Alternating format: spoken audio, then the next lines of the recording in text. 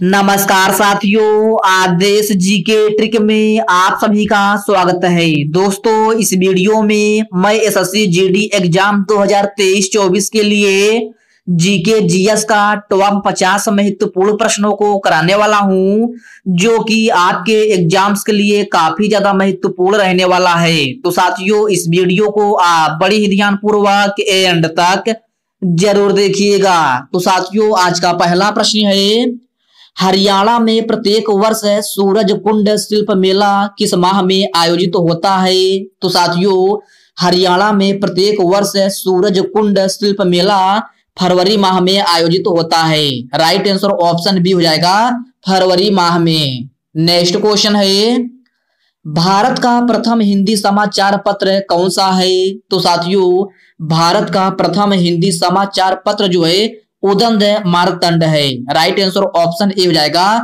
उदंत मार्तंड। और साथियों, उदंत मार्तंड समाचार पत्र कब प्रकाशित हुआ था? तो साथियों, यह 1826 ईस्वी में प्रकाशित हुआ था। ओके फ्रेंड्स, नेक्स्ट क्वेश्चन है, अटलांटिक महासागर में उष्णकटिबंधीय चक्रवात को क्या कहा जाता है? तो साथियों, अटलांटिक महासागर में उष्णकटिबंधीय चक्रवात को हरिकेन कहा जाता है। राइट आंसर ऑप्शन सी हो जाएगा, हरिकेन। नेक्स्ट क्वेश्चन है, गंगा सागर मेला किस राज्य में आयोजित होता है? तो मेरे प्यारे साथियों, गंगा सागर मेला जो है पश्चिम बंगाल में आयोजित होता है। कहां? पश्चिम बंगाल में। राइट आंसर ऑप्शन डी हो जाएगा। अगला प्रश्न है, कंदारिया महादेव मंदिर का निर्माण निम्न में से किसने करवाया था? तो साथियों, आप बताना है, कंदारिया महादेव मंदिर का निर्माण जो है निम्न में से किसने करवाया था? तो साथियों, यह चंदेलों ने करवाया था। राइट आंसर ऑप्शन ए हो जाएगा, चंदेलों ने। ओके फ्रेंड्स, इसको आप याद रखिएगा। सुरमा नदी कहां से निकलती है? तो साथियों, सुरमा नदी अर्थात जिसे बराक नदी के नाम से जाना जाता है, यह कहां से निकलती है? तो साथियों, यह मणिपुर पहाड़ी से निकलती है। राइट आंसर ऑप्शन डी हो जाएगा, मणिपुर पहाड़ी से। ओके फ्रेंड्स, याद रखना, इस प्रश्न का राइट आंसर ऑप्शन डी हो जाएगा। संविधान के किस अनुच्छेद के तहत संसद को नागरिकता के संबंध में कानून बनाने का अधिकार प्रदान किया गया है? तो साथियों, आप बताना है कि संविधान के किस अनुच्छेद के तहत संसद को नागरिकता के संबंध में कानून बनाने का अधिकार प्रदान किया गया है? तो साथियों, इस प्रश्न का राइट आंसर ऑप्शन है सी हो जाएगा, अनुच्छेद 11। ओके फ्रेंड्स, इसको आप अच्छे से जरूर याद रखिएगा। शहीदी सभा त्योहार निम्न में से किस राज्य द्वारा मनाया जाता है? तो साथियों, यह क्वेश्चन आपके लिए वेरी वेरी मोस्ट इंपॉर्टेंट है, आप इसको स्टार मार्क जरूर लगा लीजिएगा। तो साथियों, इस प्रश्न में आपसे पूछा गया है कि शहीदी सभा त्योहार निम्न में से किस राज्य द्वारा मनाया जाता है? तो साथियों, यह पंजाब राज्य में मनाया जाता है। कहां? पंजाब राज्य में। अर्थात इस प्रश्न का राइट आंसर ऑप्शन ए हो जाएगा। लखनऊ में रविंद्रालय की स्थापना किस वर्ष की गई थी? तो साथियों, लखनऊ में रविंद्रालय की स्थापना 1964 ईस्वी में की गई थी। कब? 1964 में। राइट आंसर ऑप्शन डी हो जाएगा। विजय सागर पश्चिम बिहार भारत के किस राज्य में स्थित है? तो साथियों, आप बताना है, विजय सागर पश्चिम बिहार भारत के किस राज्य में स्थित है? तो साथियों, यह उत्तर प्रदेश में स्थित है। राइट आंसर ऑप्शन सी हो जाएगा, उत्तर प्रदेश में। ओके फ्रेंड्स, याद रखना, आपसे पूछा जाए विजय सागर पश्चिम बिहार भारत के किस राज्य में स्थित है, तो यह आपका उत्तर प्रदेश में स्थित है। किस कुषाण शासक के सिक्कों पर सबसे अधिक संख्या में हिंदू देवी देवताओं का अंकन मिलता है? तो साथियों, यह भी क्वेश्चन आपके लिए वेरी वेरी मोस्ट इंपॉर्टेंट है, आप इसको स्टार मार्क जरूर लगा लीजिएगा। तो साथियों, इस प्रश्न में आपसे पूछा गया है कि किस कुषाण शासक के सिक्कों पर सबसे अधिक संख्या में हिंदू देवी देवताओं का अंकन मिलता है? तो साथियों, यह इस प्रश्न का सही आंसर जो है ऑप्शन ए हो जाएगा, होबिस्क। ओके फ्रेंड्स, इसको आप अच्छे से जरूर याद रखिएगा। निम्न में से किसको भविष्य का धातु कहा जाता है? तो मेरे प्यारे साथियों, आप बताना है कि निम्न में से किसको भविष्य का धातु कहा जाता है? तो साथियों, भविष्य का धातु जो है आपका टाइटेनियम को कहा जाता है। किसको? टाइटेनियम को। अर्थात इस प्रश्न का राइट आंसर ऑप्शन सी हो जाएगा। कैबिनेट मिशन द्वारा प्रस्तावित अंतरिम सरकार में कुल कितने सदस्य थे? तो साथियों, कैबिनेट मिशन द्वारा प्रस्तावित अंतरिम सरकार में कुल 14 सदस्य थे। कितने? 14। अर्थात इस प्रश्न का राइट आंसर ऑप्शन ए हो जाएगा। अगला प्रश्न है ये, निम्नलिखित में से कौन एक अलवार संत थे? तो साथियों, आप बताना है कि निम्नलिखित में से कौन एक अलवार संत थे? तो साथियों, यह है कुलशेखर थे। कौन? Kulashekhar. Right answer option C हो जाएगा।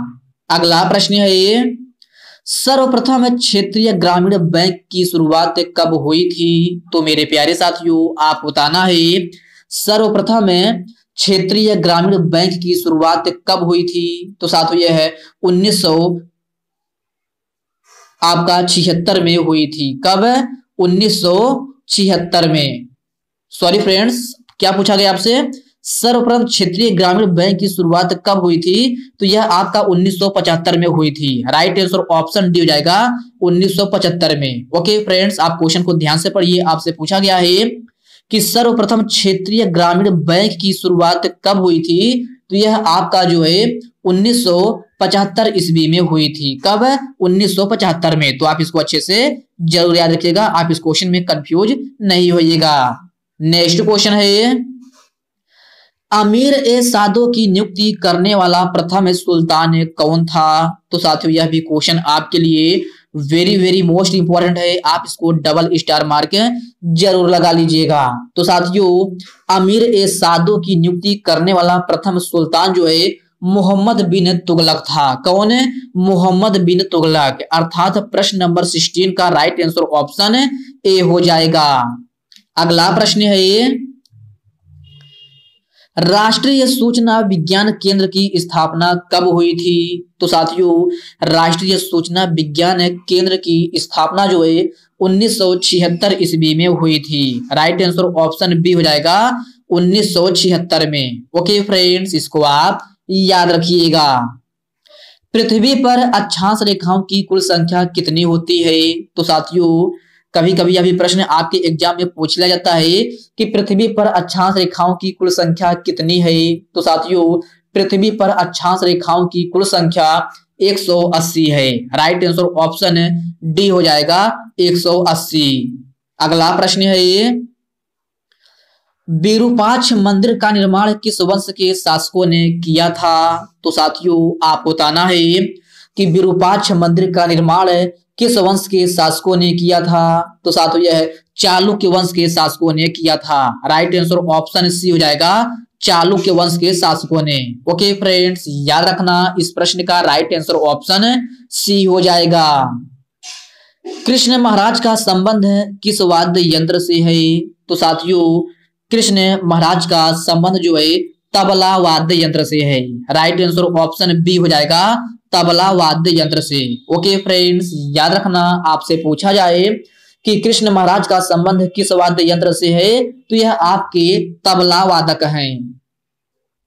विटामिन B6 का रासायनिक नाम क्या होता है? तो साथियों, विटामिन B6 का रासायनिक नाम जो है पायरिडॉक्सिन होता है। राइट आंसर ऑप्शन ए हो जाएगा पायरिडॉक्सिन। ओके फ्रेंड्स, इसको आप याद रखिएगा। इस प्रश्न का सही आंसर जो है ऑप्शन ए हो जाएगा। 10 डिग्री चैनल निम्न में से किसको अलग करता है? तो साथियों, 10 डिग्री चैनल जो है आपका अंडमान और निकोबार को अलग करता है। किसको? अंडमान एवं निकोबार द्वीप समूह को। ओके फ्रेंड्स, इसको आप याद रखिएगा। भारत सरकार द्वारा नीति आयोग योजना की शुरुआत कब हुई थी? तो साथियों सबसे पहले आप इस क्वेश्चन को स्टार मार्क जरूर लगा लीजिएगा, क्योंकि साथियों यह क्वेश्चन जो है लगभग सभी परीक्षाओं में बार बार रिपीट होता रहता है, तो आप इसको स्टार मार्क जरूर लगा लीजिएगा। तो साथियों इस प्रश्न में आपसे पूछा गया है कि भारत सरकार द्वारा नीति आयोग योजना की शुरुआत कब की गई थी? तो यह 1 जनवरी 2015 में की गई थी। कब? 1 जनवरी 2015 में। ओके फ्रेंड्स, इसको आप अच्छे से जरूर याद रखिएगा। उमा शंकर का संबंध किस वाद्य यंत्र से है? तो साथियों उमा शंकर का संबंध जो है सितार वाद्य यंत्र से है। राइट आंसर ऑप्शन ए हो जाएगा सितार वाद्य यंत्र से। ओके फ्रेंड्स, इसको आप याद रखिएगा। जैन धर्म का संस्थापक किसे माना जाता है? तो साथियों जैन धर्म का संस्थापक जो है ऋषभ देव को माना जाता है। राइट आंसर ऑप्शन सी हो जाएगा ऋषभ देव को। द स्कोप ऑफ हैप्पीनेस पुस्तक के लेखक कौन है? तो साथियों आप बताना है द स्कोप ऑफ हैप्पीनेस पुस्तक के लेखक कौन है? तो साथियों यह विजय लक्ष्मी पंडित हैं। कौन? विजय लक्ष्मी पंडित है। अर्थात प्रश्न नंबर 27 का राइट आंसर ऑप्शन डी हो जाएगा। मोमबत्ती का लौ बाहरी भाग किसकी मौजूदगी के कारण नीला होता है? तो साथियों आप बताना है कि मोमबत्ती के लौ का बाहरी भाग किसकी मौजूदगी के कारण आप जो है यहाँ पर नीला शब्द जोड़ लीजिएगा कि किसके कारण इसका जो है नीला होता है। तो साथियों मोमबत्ती के लौ का बाहरी भाग जो है नीला आपको दिखाई देता है, यह जो है नाइट्रोजन के कारण दिखाई देता है। राइट आंसर ऑप्शन बी हो जाएगा नाइट्रोजन। ओके फ्रेंड्स, याद रखना यह प्रश्न आपकी एसएससी में किसी टीचर्स के द्वारा यह प्रश्न पूछा गया है कि मोमबत्ती के लौ का बाहरी भाग किसकी मौजूदगी के कारण जो है नीला होता है? तो आपका सही आंसर जो है नाइट्रोजन हो जाएगा। नेक्स्ट क्वेश्चन है भारत का सबसे बड़ा ग्लेशियर कौन सा है? तो साथियों आप बताना है कि भारत का सबसे बड़ा ग्लेशियर कौन सा है? तो साथियों यह सियाचिन ग्लेशियर है। राइट आंसर ऑप्शन ए हो जाएगा सियाचिन ग्लेशियर। ओके फ्रेंड्स, याद रखना आपसे पूछा जाए कि भारत का सबसे बड़ा ग्लेशियर कौन सा है, तो यह आपका सियाचिन ग्लेशियर है। तट रक्षक दिवस किस तिथि को मनाया जाता है? तो साथियों तट रक्षक दिवस जो है 1 फरवरी को मनाया जाता है। कब? 1 फरवरी को। इस प्रश्न का राइट आंसर ऑप्शन डी हो जाएगा। अगला प्रश्न है डागला लोक नृत्य शैली किस राज्य में प्रचलित है? तो मेरे प्यारे साथियों आप बताना है डागला लोक नृत्य शैली किस राज्य में प्रचलित है? तो साथियों यह मध्य प्रदेश में प्रचलित है। कहाँ? मध्य प्रदेश में। अर्थात इस प्रश्न का राइट आंसर ऑप्शन सी हो जाएगा। गंगोत्री नेशनल पार्क किस राज्य में स्थित है? तो मेरे प्यारे साथियों आप बताना है कि गंगोत्री नेशनल पार्क किस राज्य में स्थित है? तो साथियों यह जो है उत्तराखंड में स्थित है। राइट आंसर ऑप्शन ए हो जाएगा उत्तराखंड में। ओके फ्रेंड्स, याद रखना गंगोत्री नेशनल पार्क किस राज्य में स्थित है, तो यह आपका उत्तराखंड में स्थित है। राष्ट्रीय युवा दिवस कब मनाया जाता है? तो मेरे प्यारे साथियों राष्ट्रीय युवा दिवस 12 जनवरी को मनाया जाता है। राइट आंसर ऑप्शन ए हो जाएगा 12 जनवरी को। ओके फ्रेंड्स, नेक्स्ट क्वेश्चन है बेसबॉल किस देश का राष्ट्रीय खेल है? तो मेरे प्यारे साथियों बेसबॉल जो है आपका अमेरिका का राष्ट्रीय खेल है। कहाँ का? अमेरिका का। अर्थात इस प्रश्न का राइट आंसर ऑप्शन सी हो जाएगा। एनु जनजाति कहाँ पाई जाती है? तो साथियों यह भी क्वेश्चन आपके लिए वेरी वेरी मोस्ट इंपॉर्टेंट है, आप इसको स्टार मार्क जरूर लगा लीजिएगा। तो साथियों इस प्रश्न में आपसे पूछा गया है कि एनु जनजाति कहाँ पाई जाती है? तो साथियों एनु जनजाति जो है जापान में पाई जाती है। कहाँ? जापान में। इस प्रश्न का राइट आंसर ऑप्शन डी हो जाएगा। साइलेंट वैली कहाँ स्थित है? तो मेरे प्यारे साथियों आप बताना है कि साइलेंट वैली जो है आपका भारत के किस राज्य में स्थित है? तो यह आपका केरल में स्थित है। राइट आंसर ऑप्शन सी हो जाएगा केरल में। ओके फ्रेंड्स, याद रखना। नेक्स्ट क्वेश्चन है, भारत में कौन सी नदी को खुला नाला कहा जाता है? तो साथियों सबसे पहले आप इस क्वेश्चन को डबल स्टार मार्क जरूर लगा लीजिएगा। साथियों यह भी क्वेश्चन जो है लगभग एसएससी के सभी परीक्षाओं में बार बार रिपीट होता रहता है, तो आप इसको स्टार मार्क जरूर लगा लीजिएगा। तो साथियों इस प्रश्न में आपसे पूछा गया है कि भारत में कौन सी नदी को खुला नाला कहा जाता है? तो साथियों खुला नाला भारत में जो है यमुना नदी को कहा जाता है। किसको? यमुना नदी को। ओके फ्रेंड्स, याद रखना इस प्रश्न का राइट आंसर ऑप्शन ए हो जाएगा। भारत और चीन की सीमा रेखा का क्या नाम है? तो साथियों आप बताना है भारत और चीन की बीच सीमा रेखा का क्या नाम है? तो साथियों यह मैकमोहन रेखा है। राइट आंसर ऑप्शन बी हो जाएगा मैकमोहन रेखा। ओके फ्रेंड्स, इसको आप अच्छे से जरूर याद रखिएगा। और साथियों अगर आपसे पूछा जाए कि भारत और पाकिस्तान की सीमा रेखा का क्या नाम है? तो भारत और पाकिस्तान का पूछा जाए तो भारत और पाकिस्तान के बीच की सीमा रेखा का नाम जो है रेड क्लिफ रेखा है। क्या? रेड क्लिफ रेखा। ओके फ्रेंड्स, इसको आप याद रखिएगा। चीन का पूछा जाए तो मैकमोहन रेखा होगा और भारत और पाकिस्तान का पूछा जाए तो आपका रेड क्लिफ रेखा हो जाएगा। तो आप इसको अच्छे से जरूर याद रखिएगा। नेक्स्ट क्वेश्चन है, भूटान की आधिकारिक भाषा कौन सी है? तो साथियों यह भी क्वेश्चन आपके सभी परीक्षाओं में बार बार रिपीट होता रहता है, तो आप इसको भी स्टार मार्क जरूर लगा लीजिएगा। तो साथियों आप बताना है कि भूटान की आधिकारिक भाषा कौन सी है? तो मेरे प्यारे साथियों भूटान की आधिकारिक भाषा जो है जोंगखा है। क्या? जोंगखा। अर्थात इस प्रश्न का राइट आंसर ऑप्शन ए हो जाएगा। अगला प्रश्न है, बद्रीनाथ किस नदी के तट पर स्थित है?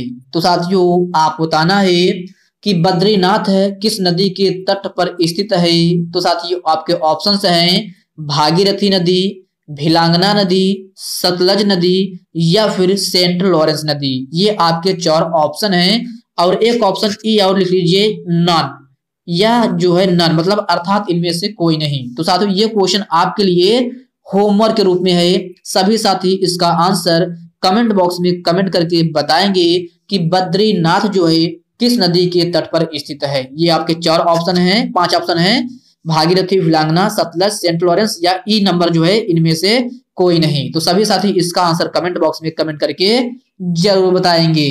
तो साथियों आज की इस वीडियो में बस इतने ही प्रश्न। साथियों यह वीडियो आपको कैसी लगी आप कमेंट बॉक्स में कमेंट करके अपना फीडबैक जरूर दीजिएगा। और साथियों यह वीडियो आपके लिए थोड़ा भी हेल्पफुल लगा हो तो इस वीडियो को लाइक कर दीजिए, अपने साथियों के साथ शेयर कीजिए। फ्रेंड्स अभी तक आप चैनल को सब्सक्राइब नहीं किए हैं तो प्लीज आपसे रिक्वेस्ट है आप जो है चैनल को सब्सक्राइब करके बेल आइकन को जरूर से जरूर प्रेस कर लीजिएगा।